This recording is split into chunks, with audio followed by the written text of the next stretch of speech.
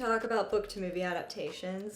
I just finished filming a video that is probably up. I will link it, about the book to screen adaptations we are hopefully getting in the near future. And it got me to thinking about like the best and worst movie adaptations that we have had in the past of some of our favorite books. I want to talk about them with you. I would love to hear your thoughts in the comments. This is one of my like topics that I could talk about this all day. I don't think I'm gonna be talking too in depth about plots. If I feel like I might spoil a plot line or something, I'll pop up a picture of the book, just like if you need to save yourself from spoilers, but overall I don't think we'll go too much into the weeds.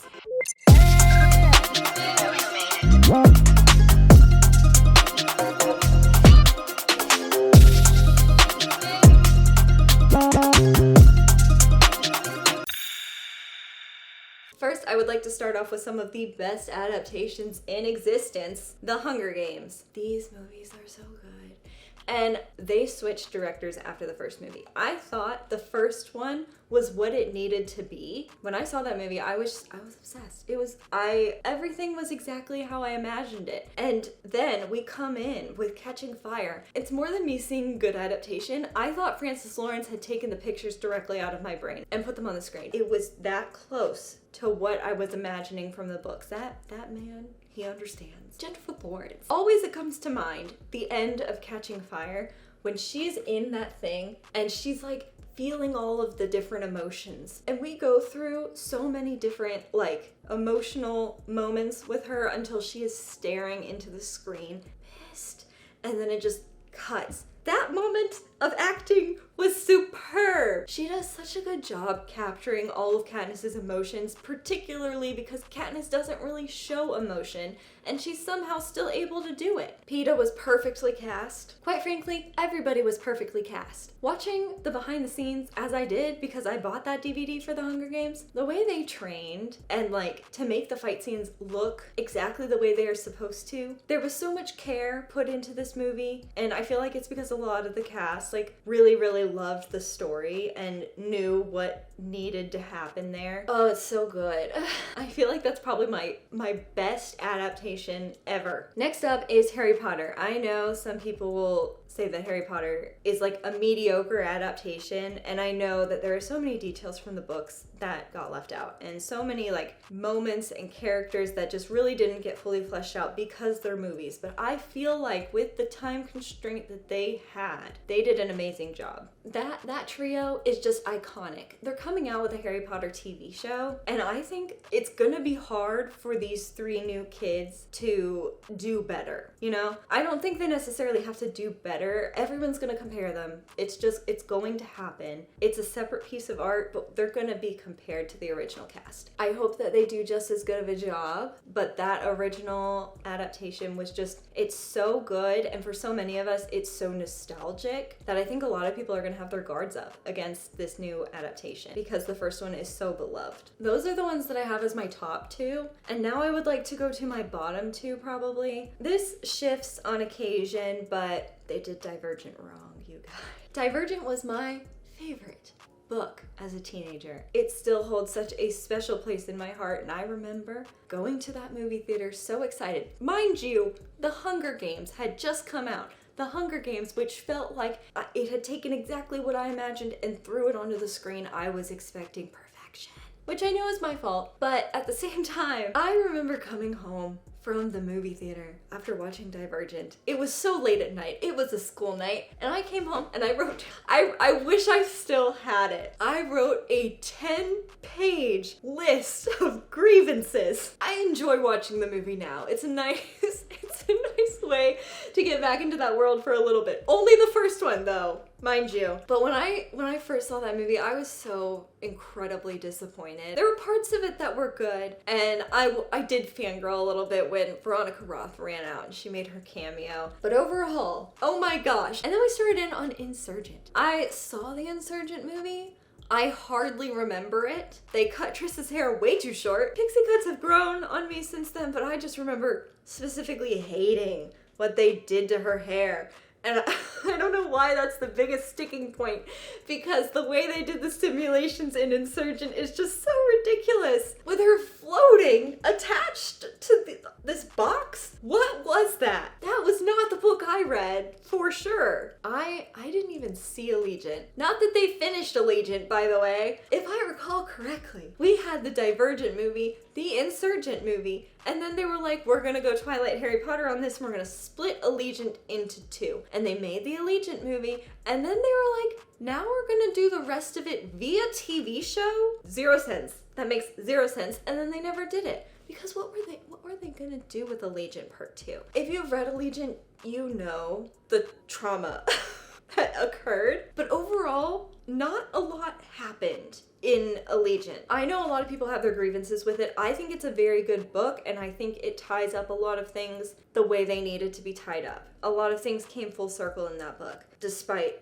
how much I cried. But as far as plot action points, there's not that much for us to cover compared to the other two especially. That's why it's the worst, because they didn't really stick to the plot like the original material, and then after going off track, they never finished it. My other worst one is simultaneously amazing and very bad, and they tried to do it twice. Shadowhunters. So first, we got the City of Bones movie, which absolutely nailed the aesthetic perfectly. So perfectly. I loved Lily Collins. I wasn't a big fan of Jamie Campbell Bower. I didn't think that was the right choice. Do with that what you will. And also, like, Alec and Izzy, they looked so much older than the characters they were supposed to be. They were supposed to be like 16. But overall, like, they did a lot right as far as the look of it and the score. When they're scoring that movie, what possessed them to have one of the, like, romantic scenes of that book, and they decide to absolutely blast Demi Lovato in the background, and then we're fighting these, like, was it zombies? Was it vampires? I think it was vampires, but they were moving like zombies. It was an interesting choice. We start fighting them, and instead of some battle song or, like, some ambiance, they, like, absolutely overpowered it with dubstep. It was, there were so many strange choices made in that movie. And then also, like, they just didn't fully follow the plot, I feel like, and the thing with the portal, if you know what I'm talking about, you know what I'm talking about, right? There was just so many things. I still really enjoy watching the movie because the vibes are correct. And I love the guy that they got to play Simon, and I really like Lily Collins. But oh my goodness. And then they go and make a TV show, and it goes so far off the rails. Like, first of all, the vibes were not consistent in that one. I feel like they made the Shadowhunters, like, super futuristic, which makes 0 sense for anything Shadowhunters related. We're supposed to be feeling like Victorian era, and the TV show had them, like, with all this computer tracking equipment. I did think the casting was better, but I watched, I don't know, maybe the first 2 seasons, things started to go off the rails as far as the plot goes, to the point that I ended up, like, not even recognizing the story anymore. I was like, this is fan fiction. It's fun to watch that type of stuff, but also, like, I just remember getting more and more angry as I was watching it, which is, like, not what you want to do. So that is why it ranks as simultaneously second and third worst adaptations. Now we get to this middle area. I know a lot of you out there do not like the fifth wave adaptation. I enjoyed it. I thought it was good. I know that they missed a lot. It might be because I was in love with that man. Oh my gosh. It might have been the casting. I also love, what is her name? Zoe Grace somebody. Can't remember. But I just really enjoyed all of the cast. I thought they chose well in that sense. And overall, I felt like the vibe was correct there. It's been a really long time since I've seen that adaptation, but I remember watching it and being like, I liked this and I hope they do the next one. They didn't. Maze Runner, I thought they did a great job with the first one. I really enjoyed the first one. There were some weird things in it that obviously didn't quite line up with the books, but overall, like, the maze was really cool. And they had, you know, those creatures. I had a hard time picturing them reading the book, so sort of getting like the sense of them was interesting, and I feel like the suspense was there. I love the guy who plays Newt. I think there was a lot of good things going for it. I don't think I saw Scorch Trials, and I think it's because one of my friend's younger siblings was like, Maze Runner was it for her, and I remember her being so upset about Scorch Trials that I guess that's probably why I didn't go see it. I don't even know if they made the last one. I don't know if they made Death Cure. But as far as adaptations go, for the first one, I liked what we did there. I also love Dylan O'Brien. So that was definitely helpful. I watched so many behind the scenes videos of like those guys just joking around. Like, they were so funny. If you need a little pick-me-up, go watch like the Maze Runner cast. Like, they're just like bloopers behind the scenes stuff. Excellent. I forgot that I have a giant stack of books down here that I was supposed to be holding up for your viewing pleasure. Next up is the John Green Adaptations. I have not seen this one. I did not have access to it. Is it on Hulu? Because I have Hulu now. I'll have to figure that one out. These two. I was, first of all, obsessed with this book. Obsessed with it. I think it's so good and the characters are so memorable. I don't know why I was obsessed with it, because it just made me cry. When they brought out that trailer with Shailene Woodley and Ansel Elgort, I know there's issues with Ansel Elgort, but that trailer, that movie, it was done so well. And I wish they hadn't cut John Green's cameo. He said it was the right choice, but I just wanted to see it. I think they had it as a bonus scene, now that I'm saying it out loud. I think I saw it, but it wasn't in the movie. And this movie made me cry so hard. I actively avoid stuff that makes me cry now, but I was sobbing in the theater. I dragged all of my friends to go see this movie. Whether they had read the book or not, they were forced to come. And we went to go see like opening night. I got the poster, I got the bracelet. We got to stick around after for the live stream of John Green talking to the crowd, and all the people were there. I had to take a break. So we ended the movie. I was like, this was such a good adaptation. The lights come up. I sprinted away so nobody could see how swollen I was. I was like, I need a bathroom break. I need a water break. And we came back and did the live thing. It was just, what a great adaptation, in my opinion. Paper Towns was also good. I liked the adaptation. I think I didn't like this book as much as The Fault in Our Stars, and maybe that's why, but I do remember thinking that this was funnier and definitely lighter. And I think everybody was just like kind of in love with Cara Delevingne for a little while, so I really enjoyed this adaptation, and I think that I'm pretty sure they always involve John Green in the like producing and directing and such. Like, I know he's been on set a lot, and I think it definitely shows in these adaptations. And I really just like, I also really enjoy the premise of this book, and I feel like overall when we're watching fantasy stuff, it's so easy to mess up the CGI and things like that, but with stuff like this, it's a lot harder to mess up the vibes, I think, because it all is more doable with a story like this. As long as you have a good cast that can carry it, like, it's gonna be a lot easier to nail, and I think they did that with this one. I did read this just because Tom Holland was gonna be in the movie. This trilogy is excellent, by the way. They're not gonna make the rest of the movies, that's for sure, but this, I feel like it was just, it wasn't what it could have been. And I think, if I'm remembering correctly, they shot this whole movie, and then I think it was called specifically unwatchable, because when they got it onto the cutting floor, they were like, this is just so bad, we're gonna have to reshoot all this stuff. And he was working on Spider-Man, and she was working on Star Wars. Guess what took more precedence? So I feel like this was sort of put together, maybe not the best it could have been. I also think it is very difficult to portray some of the things that happen. If you don't know anything about Chaos Walking, our main character starts off in a society of only men, and all of these men can hear each other's thoughts. And then he runs into a girl and he can't read her thoughts. And there's some parts of that that's just like very hard to tell, like, or show without it being weird. This is one where I highly recommend reading the book, and I highly recommend watching the movie because Tom Holland's in it. Love that man. But overall, as far as an adaptation goes, this was going to be hard to do from the get-go, and then it was not executed properly. A cult classic. I feel like if you were to watch the movie, like if I was a fan of Twilight hardcore before going into the movies, because I ended up seeing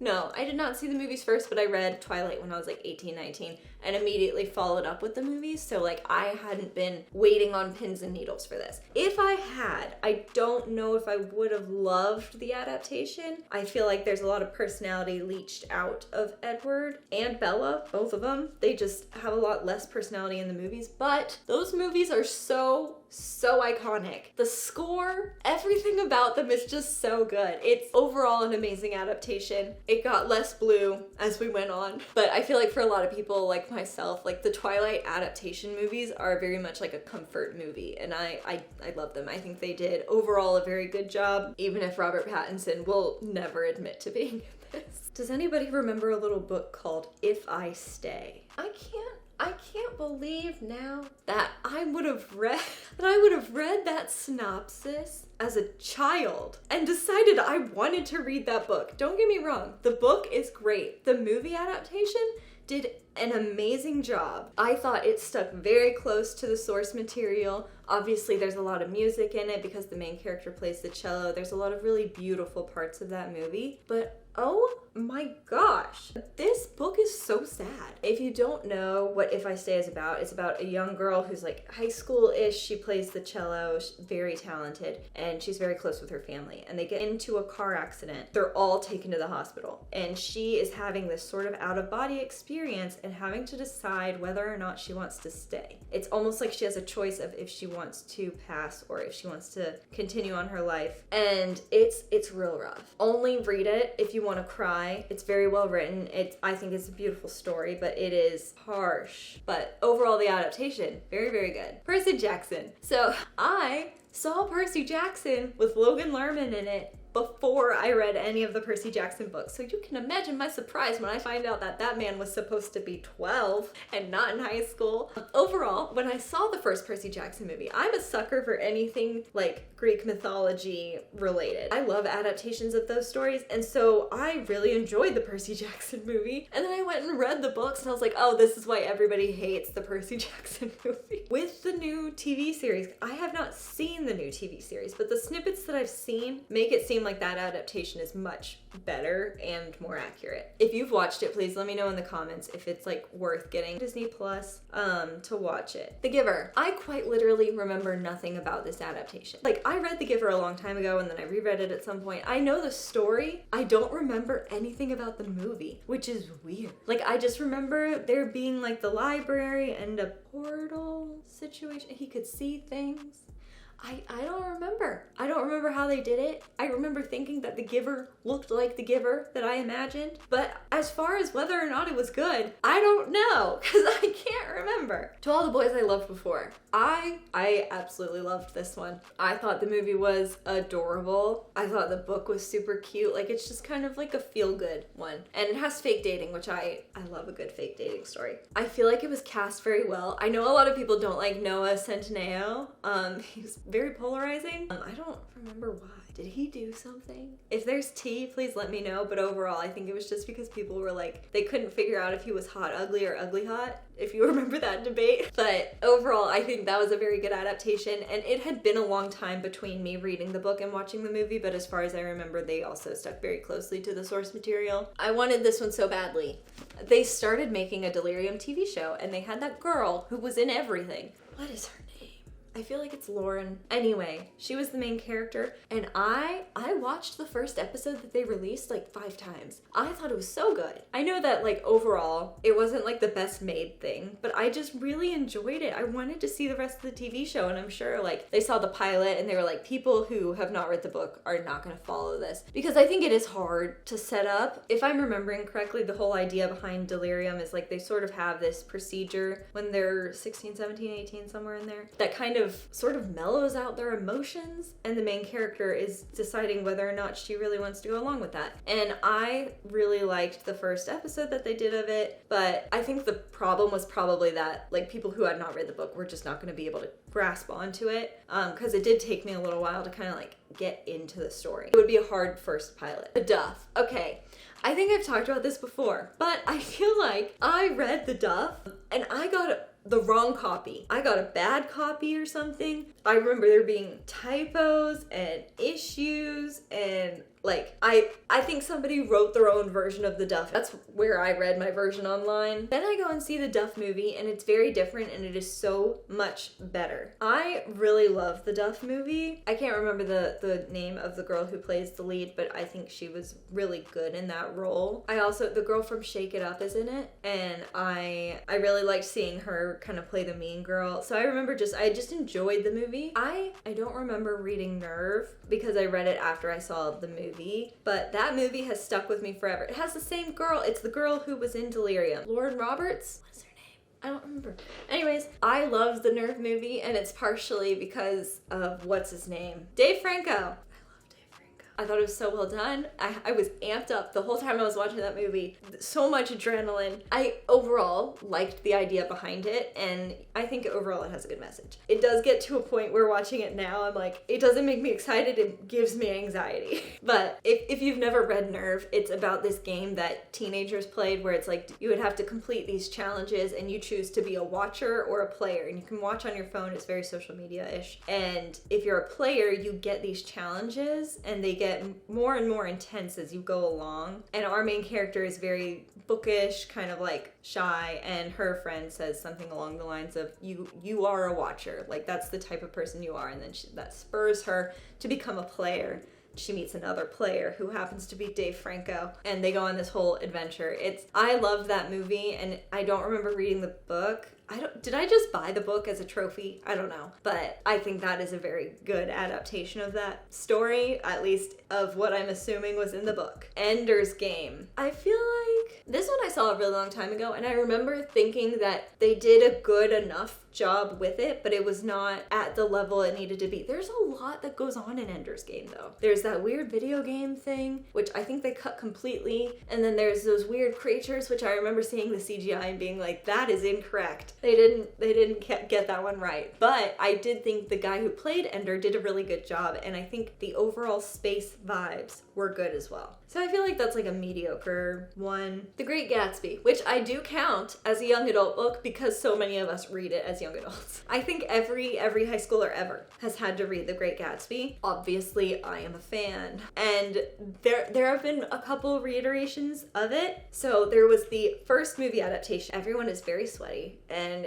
I think it moves very slow. Then we had Leo DiCaprio and his version of it with all of the more modern music, and I know some people didn't like that choice, but I love that choice. And I really enjoyed that movie. I felt like it was more fast-paced. It had the vibes. That moment of him lifting the glass with the party going on behind him is just, it's so iconic. And I thought they did a good enough job with it. I think it's really hard to like fully nail The Great Gatsby for some reason, but they did a good job with that. And now it's on Broadway. The music is so good. I made a video about it a while ago. I'll link it somewhere. And I was worried that the music wasn't going to be the right vibe. And then they came out with a full cast album. Now, I have not listened to all of it, but Only Tea is the song right before Gatsby meets up with Daisy for their first kind of meeting in years. And it is about how he is like mentally spiraling. He's so anxious about this meeting, and it's so good. It's so, like, honestly, it's really funny. Like, it's a funny song, and it shows Gatsby in this just kind of zany light, and I really like it. And then they have the song New Money, and it's during one of the parties where Jordan is walking Nick through one of the parties, and we're meeting different people and seeing how intense the parties are, and that song is so good. It's so good. They did such an amazing job with it. They included a little bit of the Charleston, that kind of swing vibe into the score there, which I was really excited about, because when I first saw like the little snippets they were releasing, it didn't feel very 1920s. I felt like it could have really happened at any time. So I think that is probably a good adaptation, and I'm definitely going to see it whenever it comes through. I think right now they're just in New York City. An honorable mention, because I feel like a lot of us read Pride and Prejudice fairly young. I don't think I read it till I was like in my 20s, but I know a lot of people read it as a teen. Like they also read that in school, and everybody knows that was it the BBC? Who was it? They made a series that was boring. 2005 adaptation with Keira Knightley. So so excellent. The hand flex, we make art about it these days.